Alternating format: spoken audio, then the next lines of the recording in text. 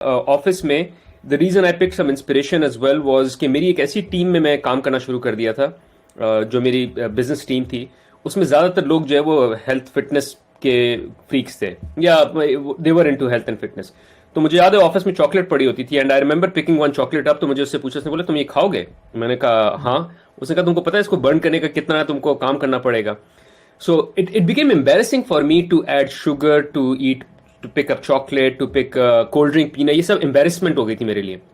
So I started quitting it just because लोगों की जो कम्युनिटी थी उसमें एक अलग ही जो है वो साइंस चल रही थी।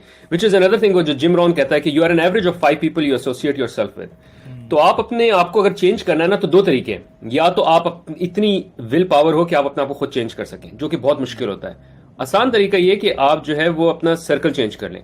क्यों लोग सिलिकॉन वैली जाते हैं अपना बिजनेस करने?